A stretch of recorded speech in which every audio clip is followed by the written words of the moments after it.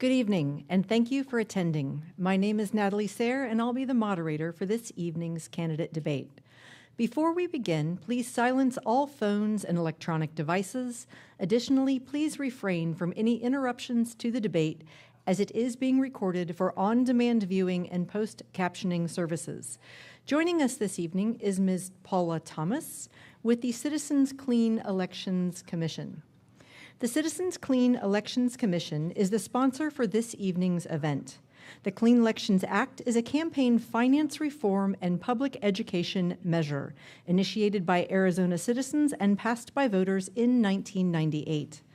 The Citizens Clean Elections Act was created to allow campaigns to be more issue-oriented and less negative.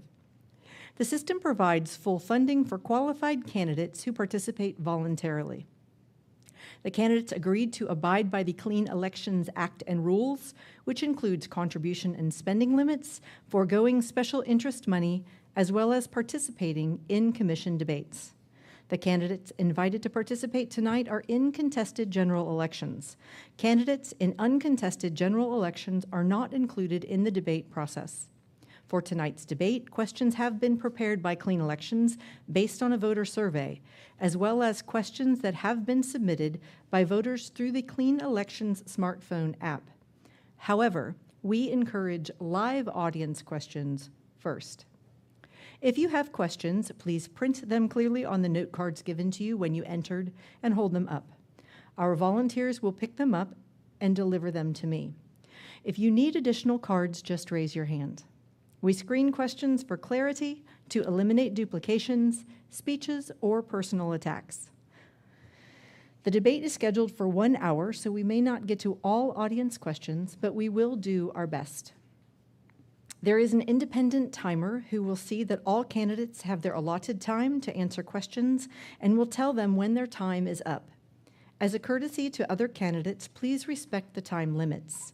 When the timer raises the stop sign, the moderator will stop the candidate. Tonight's debate includes 1-minute opening statements, a lightning round. The first half of the debate begins with 2 minutes to answer audience questions.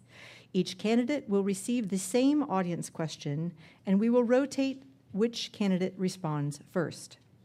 After all candidates have responded to the question, the first responding candidate will be given an additional 30 seconds. The second half will allow a different question per candidate with 1 minute to answer, and 1 minute closing statements. If you have a question for a specific candidate, please include the candidate's name on the top of the note card. It will be considered in the second half.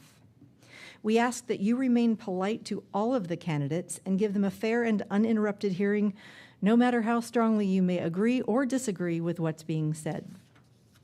Tonight's participants are Mr. Michael Muscato, Democrat, a Clean Elections participant, a candidate for state senator in District Number 22. Mr. Manuel Hernandez, Democrat, Clean Elections participant, candidate for state representative, District Number 22, and Mr. Phil Lovas, Republican, state representative, District 22. The order in which the candidates will speak has been determined by alphabetical order by last name, starting with the Senate for opening comments, and will progress from that starting point. The order for the second half will be determined by reverse alphabetical order by last name, starting with the House. Mr. Muscato, will you start our opening remarks, please? Thank you. Nearly a decade ago, in this district, my hometown, as many thousands of hometowns across America, we were hit hard by the worst economic recession in this nation's history. Almost a decade later, while many other states across the country are thriving, Arizona finds itself only 86% recovered.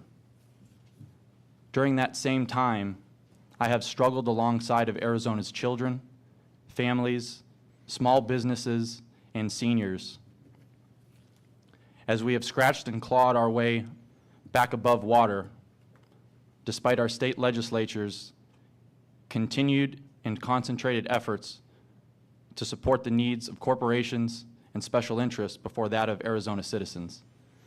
This November 8th, if you elect me as your next senator, I will fight hard every day for your children, your families, our small businesses, and our seniors. Thank you. Thank you. Mr. Hernandez, your comments. Good evening. I'd like to thank everybody for coming out and giving us your time, and for those that are going to be watching it later, thank you. I'm a U.S. Army vet. I believe Arizona is one of the greatest states to live in. There's so much potential here that it hasn't all been tapped into. Our legislation can be better. We're not the worst state there is. We do need a little tweaking and some new ideas, some new opinions, and I would like to see the legislation work together, and that's something that's never been done. For the children, for the elderly, for bringing jobs in, work with the cities. It has to be some kind of unity out there, and that's what I would bring to this. So, you vote for me, and if I get into the House, I would like to work with others just to, make Arizona better than what it is. Thank you. Thank you. And Mr. Lovas. Good evening, everyone. State Representative Phil Lovas, and I appreciate the opportunity to be here today with Mr. Muscato and Mr. Hernandez to share our views on not only LD22, but the state of Arizona. I am married. I have 3 children. I live in Peoria. My background is in the franchise development business for hotels. I've been doing that for about 15 years. I was elected, or I should say I was appointed to the legislature originally in 2012, elected in the fall of 2012, and then reelected in 2014. And so I am actually running for my final term this year. It's a great opportunity for me because usually I speak to Republican groups, particularly here in LD22. So I really would like to have a dialogue this evening to find out what you think about the issues that are important to you regarding transportation, whether that's elder abuse, whether that's the budget, a host of things. And so I look forward to a robust discussion this evening and look forward to talking to you about that. Thank you. To break the ice, we will start with a quick lightning round. Please answer with one word. Mr. Hernandez, Pandora or Spotify? Pandora. Mr. Lovas, CNN, Fox News, or MSNBC? All of them. Mr. Muscato, Netflix or Hulu? Netflix. At this time, we will begin the portion of the debate where each candidate will answer the same question. You'll have 2 minutes to respond. Your first question, Mr. Lovas, is this. If you were to be elected, what would be the first bill you would submit, and what would you consider your most important issue to address? I can't say there's a specific bill I have in mind to address. Last year, about 1,250 bills were submitted. I mean, do we really need 1,250 new laws? I would say no. I try to be very judicious in the bills that I put in. In 2013, I sponsored the bill which ended the shut down the elected officials' pension plan. So anybody new to the system would not qualify for a pension. And I did that because I believe that those in government should not get perks and privileges that those who are not in government, those who are in the private sector, do not get. I have also run a bill that I'm very proud of, the Right to Try bill, which says that if you are terminally ill, you have a right to try drugs which are not fully FDA approved. There are a number of different issues which I've been approached about, such as HOAs. I hear a lot of complaints about HOAs and the overreaching arm of them. I've been talking with Senator Farnsworth about that issue and the possibility of doing something there. That's to be determined. I also hear, of course, about other issues such as transportation, such as education, obviously being a big one. With Prop 123 passing, that's put some money into the classrooms. The question is now, what do we do after that? I've heard a number of folks say we need some accountability on that money. That's certainly something I think the legislature will look at next year. But also, I think, you have to be strategic, too, in terms of the bills, whether you are the best person to run that bill or not.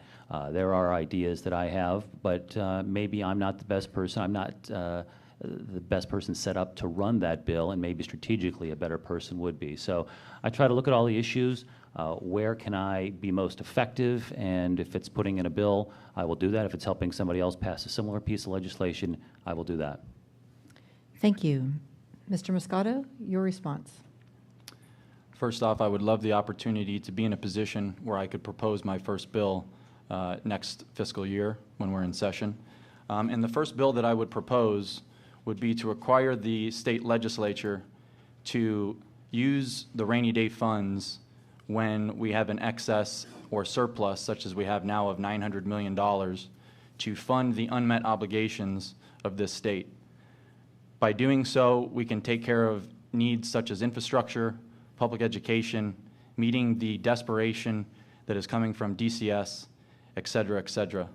I don't think that it asks too much when we have nearly a $1 billion surplus that's sitting there doing nothing when there is so much to be fixed in this state. So my focus would be to stop putting Band-Aids year after year on the issues that require our immediate attention, fund them immediately, and move on from there. Thank you. And Mr. Hernandez, same question. What I would like to do is, when we spend money on education, there's a percentage coming out of the general budget. I do believe 49% is the max that we can do. I would like to pass something to make it, we can't go below 47%. I do believe we are at 41 or 42% right now, which is far too low. My most concern, and there's quite a few of them, is the education of our children in our junior colleges. Yes, we passed Proposition 123. It was something that was needed, but it's a Band-Aid. Should we have had to have done that? If education had been funded from the beginning, we would have never had that on the ballot, and we would have never had all the controversy that's going on now. Our children need our support, and not only just for the education, we're talking for Medicaid, kids care now passed, and shouldn't have taken so long. But all that money we need to do for transit, for any other thing, we do have so much money in the surplus that I guess we're going to have an earthquake or something like that we're going to need it for. We need to give it to the people, stop giving so much budget cuts to the corporations, and have the citizens our priority, and then corporations as secondary. I believe we can bring more businesses if we work together with the cities. So that's another thing that I think we need to do, is concentrate on working as a team instead of party against party. So I would like to focus on education at first. Thank you. Thank you. And Mr. Lovas, your 30 seconds to respond. I'll just say this. We did increase spending last year. The budget, we did have a bit of an increase. And so we increased spending on higher education. We increased it on education. Also, I believe DCS as well. So, I think that's something we can look at in the future in terms of if we do have surpluses, where to put that and where that would best go in time. Thank you. Next question, Mr. Muscato, we'll start with you. Some candidates place their religion on their signs. How will you represent all constituents in your district? Well, I'm very proud of being a Christian, and I don't hold any bones about it. But I feel that as an elected official, it is your duty to the people that you represent to uphold the separation of church and state. By simply providing the services which our hard work pays for, I believe we can meet the needs of all Arizonans and Americans without stepping on the toes of anyone for a religion. Equality is a very important part of my campaign, especially having come from a state which throughout my world travels for my career is very much looked down on as a place that no one wants to be a part of because of the discriminatory policies which continue to be put forth by our leaders. I feel that I can take my Christian values, use them to serve the people as best as I can, but the bottom line is that I am here to represent the people, and that is from a variation of backgrounds, and that's to be respected by anyone who's supposed to represent us. Thank you. Mr. Hernandez, your response. I agree. Separation of church and state, that's there for a purpose. All religions, I respect. All races, I respect. I don't have my signs out in Spanish. In some areas you may. But when it comes to separation of church and state, everyone can have their opinion. And I'm a Catholic, and if I put that out there and people don't vote for me because of that, that's hurting Arizona. They should vote for what I believe in, the issues that I want to support, and just my train of thought. So I would think those that did put religious signs on their yard signs should think twice, because that separation of church and state is there for a reason, and it's not to hurt anybody, but it's there to represent the citizens of Arizona and not a religion. So thank you. Thank you. Mr. Lovas. I'm a Christian. I take an oath as the state representative to uphold the law, and that means not favoring one religion over another. I do believe in freedom of religion, and that is in the Constitution, and I think that needs to be respected as well. Thank you. And Mr. Muscato, your 30-second response. Well, I think we need to stress the importance of abiding by our Constitution and providing that freedom of religion. We are a state known to absorb many different cultures and a country to absorb many different cultures, and we should wholeheartedly welcome those who wish to be a part of the American dream. Thank you. Next question, we'll start with you, Mr. Hernandez. 1 in 4 kids in Arizona are considered food insecure, and over 540,000 pounds of food were distributed by St. Mary's Food Bank Alliance to families from LD22 last year. What are your plans to alleviate hunger in our state and district? To alleviate hunger in our state and our district, it is a budget issue. We do need more funding for, in fact, we went to a benefit for, I can't remember, what was it? Valley View Food Bank. And because they're hurting, donations are down. St. Mary's donations are down. Is it the responsibility of the citizens to feed the hunger and all these kids and families? The state needs to take a little bit more and look at all the different departments that need aid. Any kind of social services out there that looks for support from the state should be getting it. There may have to be some drastic cuts in the future for different things, but again, the citizens of Arizona, the children of Arizona, need our support, need our, everything that we can do to take care of them. Thank you. Thank you. Mr. Lovas. There's no easy answer to that question. Hunger is a problem here in Arizona and in many areas of the country. I think we need to look at, what are our priorities? Can we do something about this at the state level in terms of funding through DES? It is a budget issue, but we have to make priorities and we have to make decisions as far as where those priorities go. And certainly hungry children is something that I think every one of us in this room does not want to see. Certainly, if you're hungry, it's hard to concentrate at school. Your growth falls behind the curve. We certainly want to make sure that they are getting nutrition at school and in the home as well.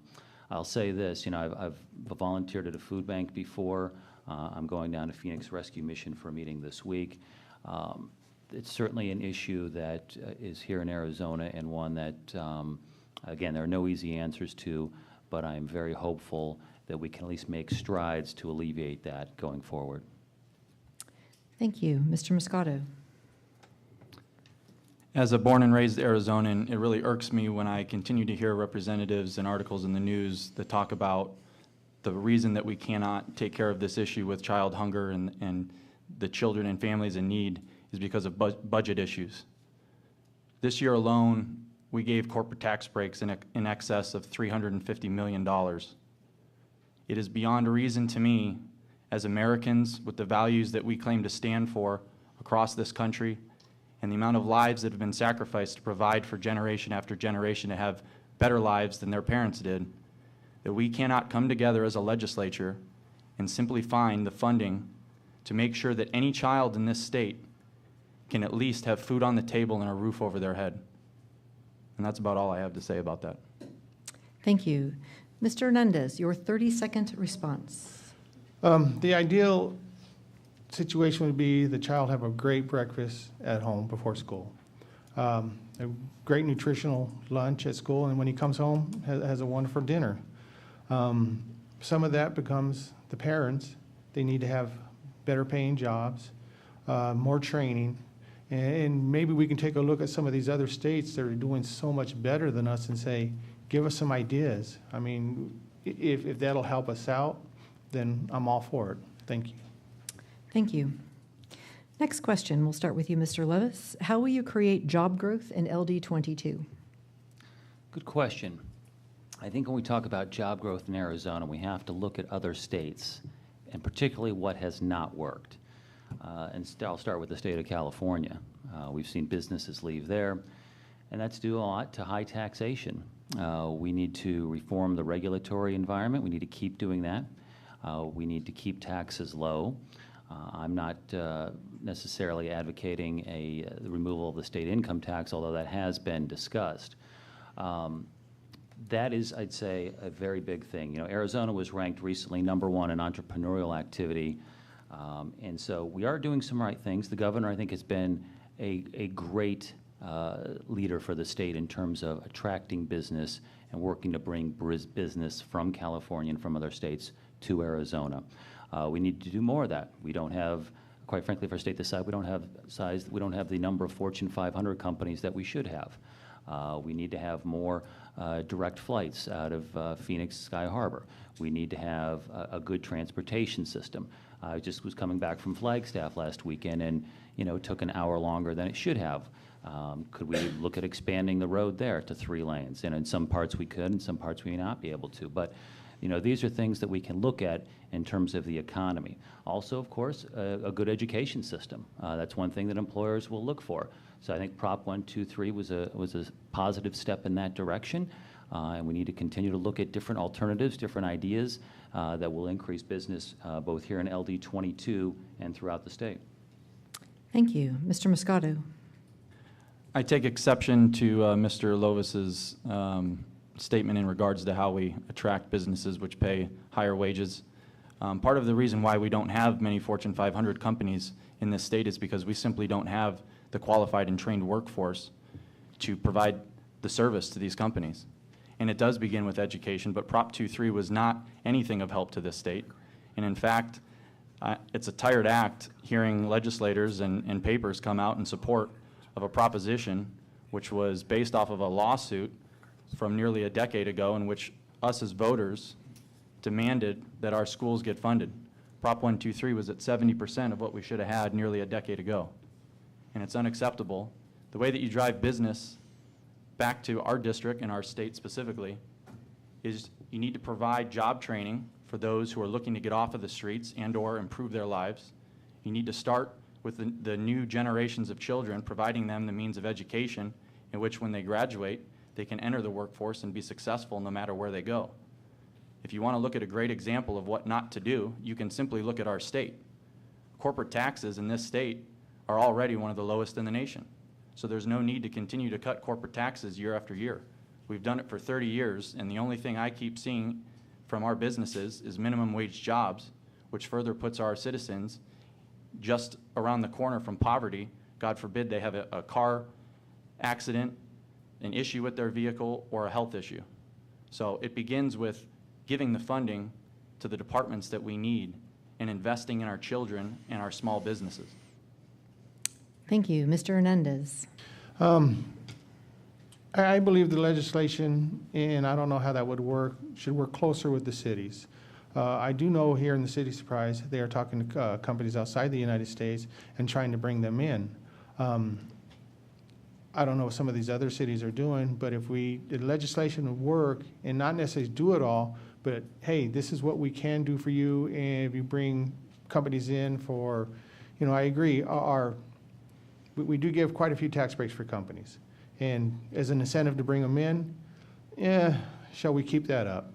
But right, the education is there also. We have to have the higher education, the trades, put out better students. And I'm not saying they're bad, but when they have a hard time funding their education, it slows us down. I would like to see, small businesses grow here. That's something that I've heard a lot about from talking to a lot of different people, that it's just so hard to get the permits. It's just so hard to get, anything cut through. And I would like to see some of that red tape gone That way, you know, if we can't get the larger businesses, we can flourish in small businesses. So just thank you very much. Thank you. Mr. Lovas, your 30-second response. Sure. Arizona is a much better place to do business today than it was 6 years ago. As I mentioned before, Arizona is ranked #1 in entrepreneurial activity. Arizona, we brought in Apple to Mesa. We brought in a number of insurance companies. We need to continue to diversify the workforce here. The big problem when the downturn is we were so dependent upon construction. We can't let that happen again. So we need to continue to diversify here. And I think we are on our way, and I give the governor a lot of credit for working very hard to bring in jobs and corporations here. Thank you. Our schools, so this is the next question for Mr. Muscato. Our schools are ranked among the worst in the nation. How would you make the schools better?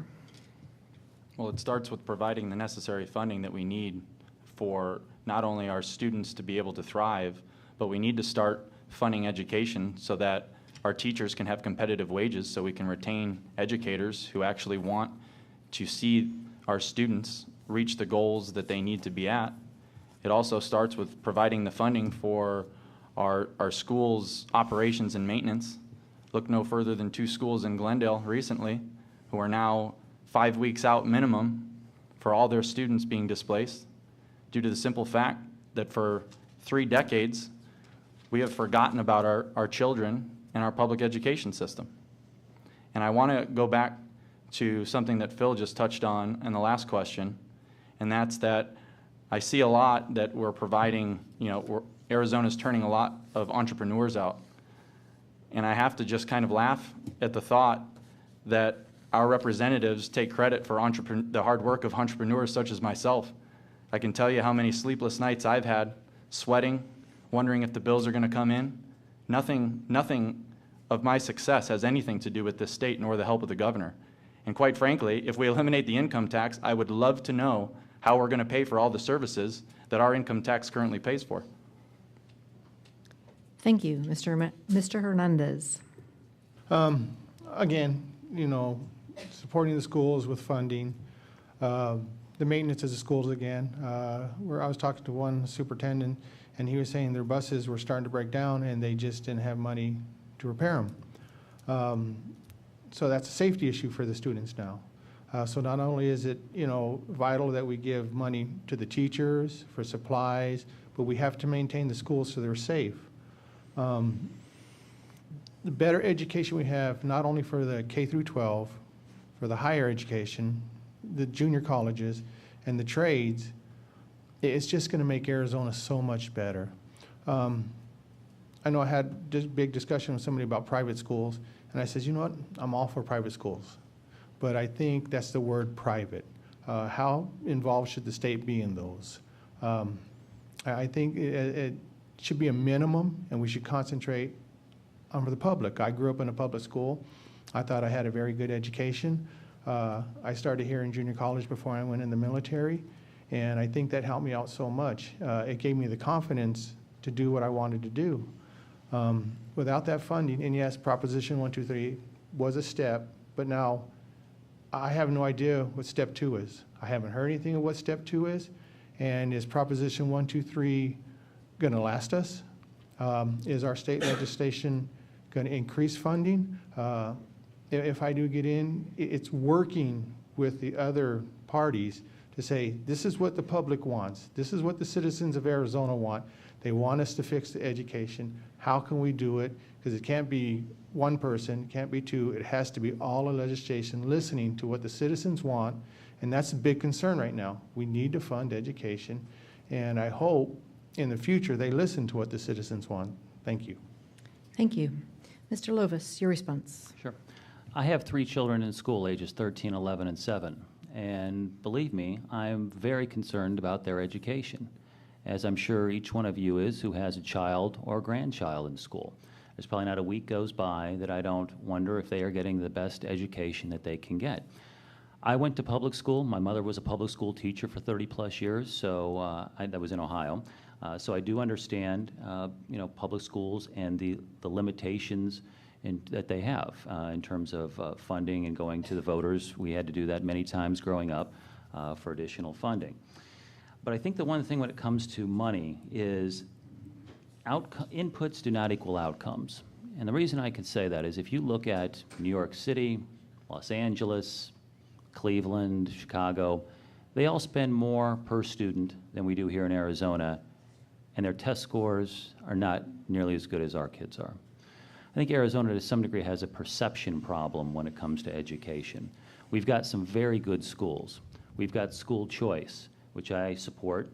I support public schools, but I also support school choice. There's no reason if your child is falling behind in a school that you should not have the right to put that child in another school. If your child is being bullied, why should you not have the right to move your child to another school? So I think school choice is very important.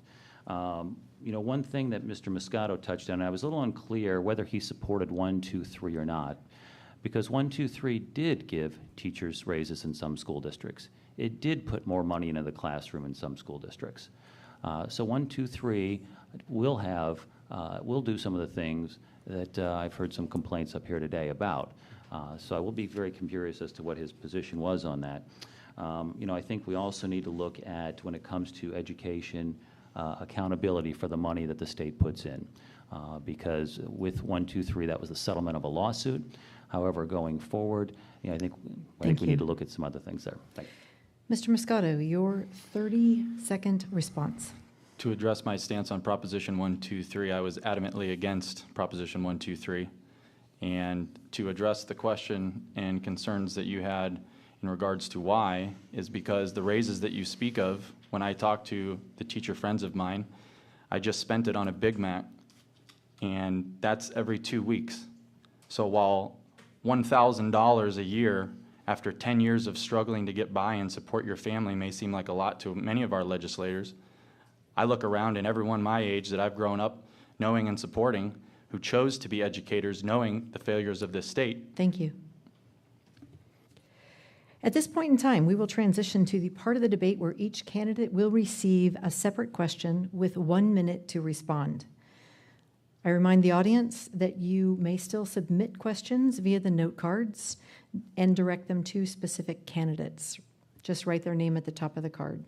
The first question is for Mr. Lovas. At present time, there's no financial oversight of the monies donated by taxpayers for credit on taxes. What would you do to ensure these funds are not spent capriciously or benefit charter school owners? I'm sorry, could you repeat the question? Certainly. At present, there is no financial oversight of monies donated by taxpayers for credit on taxes. What would you do to ensure these funds are not spent capriciously or to benefit charter school owners? It's a good question. And I think there should definitely be more oversight of charter schools. They are getting public money. They do not get as much as public schools, nor should they, in my opinion, because there are not as many strings attached to charter schools. But we should absolutely look at that, and that is something that the Department of Education and the legislature needs to look at a lot more closely. If you are getting public money, there should be an accountability for that money, and it should be spent in the classroom and on students if at all possible. So whether that is public schools or whether that is charter schools, I think it applies to both. Thank you. Mr. Hernandez, your question. What is your position on mental health service funding, and what are some alternatives you see to jail or prison? Mental health funding and jail or prison. I think when somebody comes up with mental health, a lot of times it's the doctors that's saying it. Give you a quick example. My son, when he was born, he was having issues, and we took him to the doctor, and he says, you got ADD. And I says, well, no, we took him to a psychologist and psychiatrist, and come to find out it wasn't. It was an enzyme disorder in his brain, and he took a pill, and he was fine. I think we're putting too much responsibilities on the doctors to say, okay, it's a mental health. I think we need to start somehow, some way funneling all of this into psychologists and psychiatrists to decide if it's a mental health issue, and maybe some way set up some kind of state funding for that, because the doctors really can't decide if it's a mental issue or not. Thank you. Thank you. Mr. Muscato, your question. The last time we cost accounted special education was in 2007. No one in the state can answer the last time we cost accounted the entire education system. How often should we cost account our education and special education system, and what benefit would it have? Well, I think we should regularly make checks and balances no matter what we're doing with our money. That's part of holding people accountable, as Phil mentioned earlier. Any expense or expenditure that we have as a state needs to be accounted for. You can throw money in education, you can throw money at the Department of Child Services, the list goes on and on. If there's no oversight, it doesn't matter. Maybe by having a continuous amount of checks and balances, we'd be able to see where we're falling short in specific needs, such as special needs.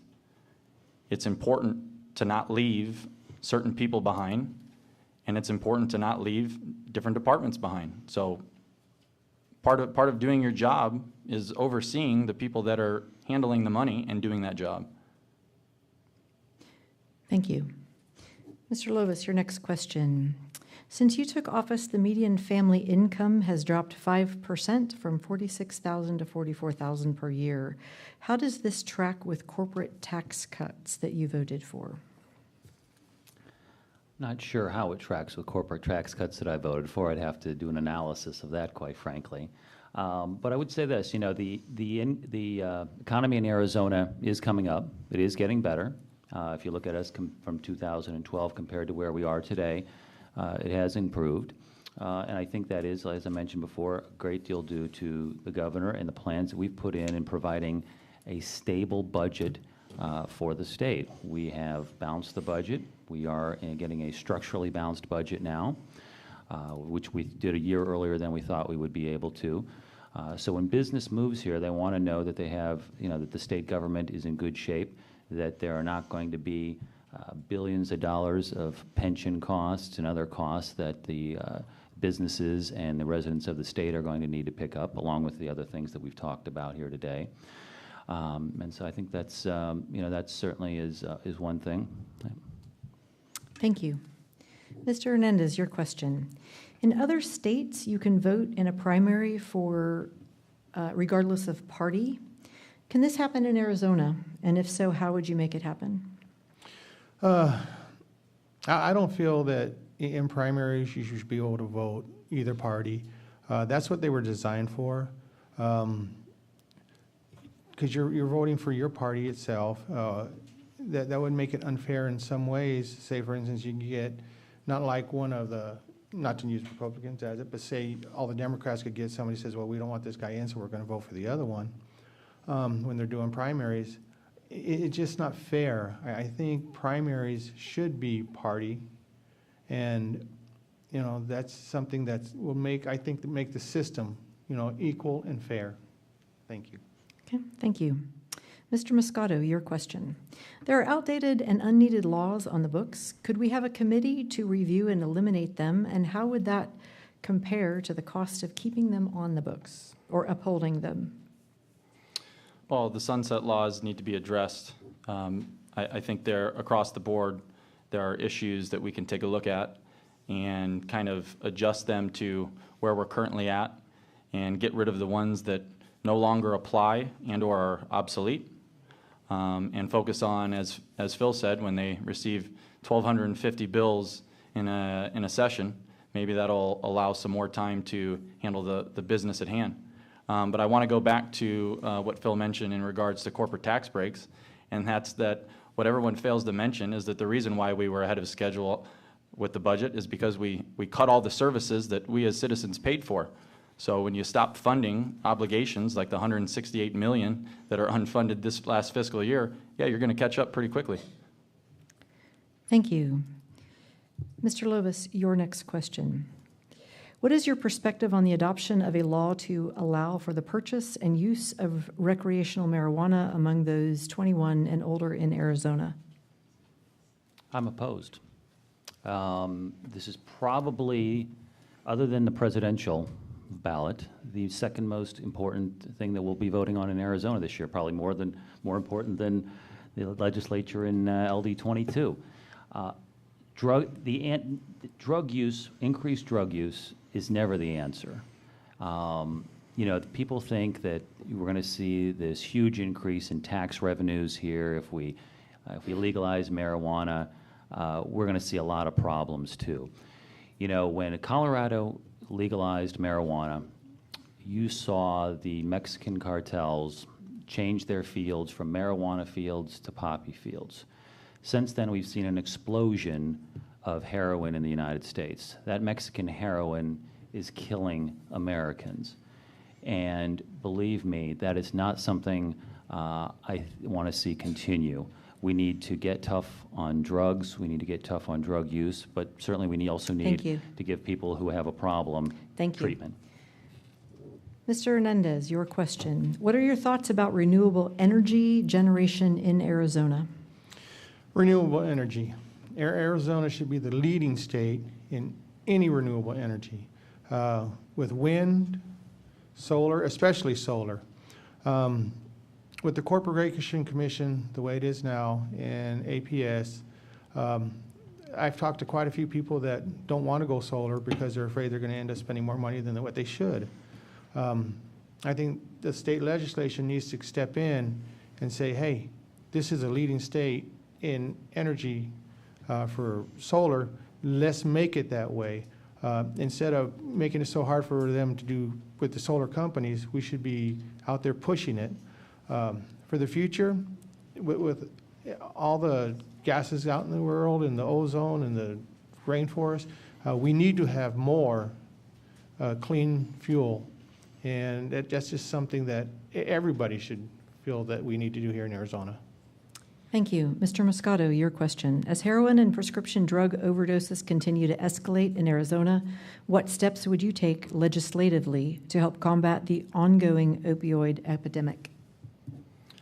Well, I second Phil's stance on we don't need to legalize drug use in this state to fix our economy.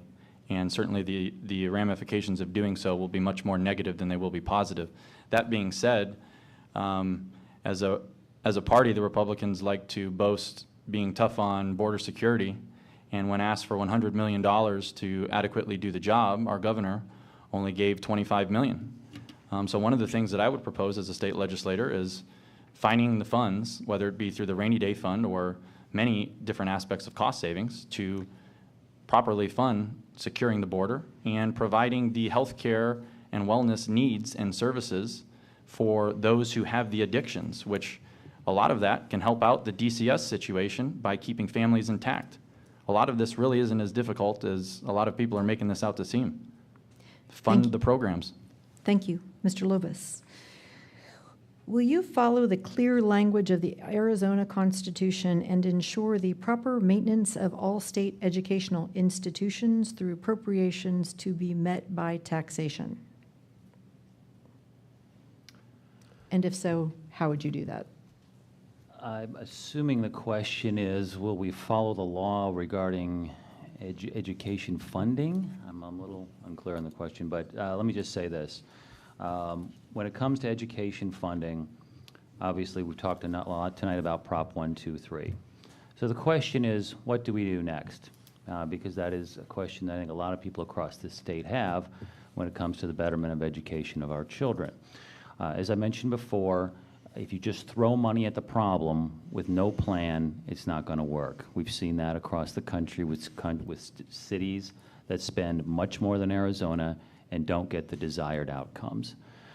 I would certainly be happy, assuming I am reelected once this is over, to have a discussion, not only with, I talk to Republicans all the time, but with Democrats and independents, to see what we can do to improve education here in LD22 and across the state, but particularly what we can do without spending more money. Now, the reason I say that is because we've got limited funds. I'd like to hear some other ideas.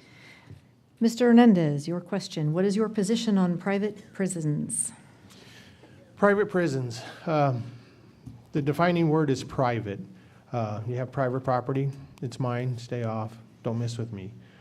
Private prisons, they're their own funding. The state shouldn't be doing anything, or at least minimize what they're doing to help private prisons. Are they income for the state? A little bit. I wouldn't like to see more private prisons come to Arizona. I think they cost us money in the long run. But that's what I feel. I feel the state shouldn't invest so much in private prisons because they're private. Let them take care of themselves. Thank you. Thank you. Mr. Muscato, your question. What is your position on the right to die when someone has terminal illness? Well, again, this is where, as a Christian, I have firm beliefs, but I've also watched my mother or my grandmother and several other friends of mine go through this terrible situation. I'd like to say I would like to allow it to be in their hands, because this is part of every person being able to decide for themselves what's best for their life. But real quickly, I want to go down the line again. In regards to private prisons, we can easily save hundreds of millions of dollars by discontinuing the taxpayer allocation towards private prisons. And by my estimates, there's somewhere around 17,000 inmates that can be reallocated to community service programs, which can take us as an expenditure of $65 a day down to $5 a day, and works out to better rates of reentry, recidivism, and recovery. So we can do that. And again, back to Phil's mention of funding, we need to fund the schools, period. Thank you. Mr. Lovas, your next question. If you're against the legalization of marijuana, would you support the legislation to curtail the use of the more dangerous drug, alcohol? Good question. They tried that in the 1930s and 20s, and that didn't quite work. So no, I would say no. Marijuana is a gateway drug. Studies have shown that. I do not believe that more drug use is the answer. This is going to be a very close vote, likely. It's a very serious issue. The culture of the state of Colorado has changed drastically since they legalized marijuana. I don't think it's a good idea for this state, and I certainly would not support it.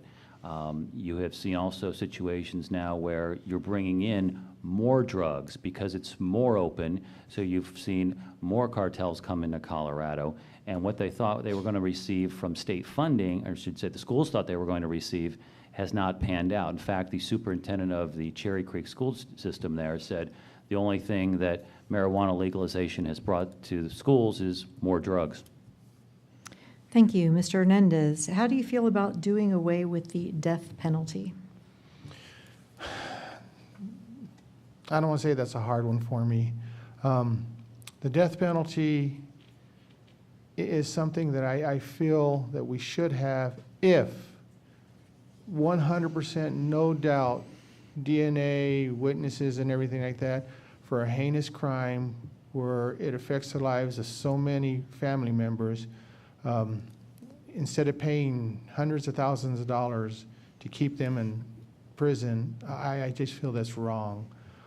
Hate to say that the saying an eye for an eye, but I feel the death penalty is needed as a deterrent for anybody that's going to go out there and commit something like that. And that's, it's a hard question, but thank you.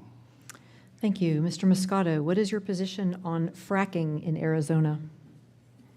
Well, again, I think that we can avoid that by taking better use of our resources of renewable energy without pounding into our ground. Our water supply is already fragile enough, so it wouldn't be too intelligent to start messing with that even more so than we've done in regards to many of the developers who are trying to push for that as well. Real quickly, I want to go back to the legalization of marijuana. There's two separate issues. We don't need to legalize marijuana to fix our economy. To fix our economy, we need to elect new legislators.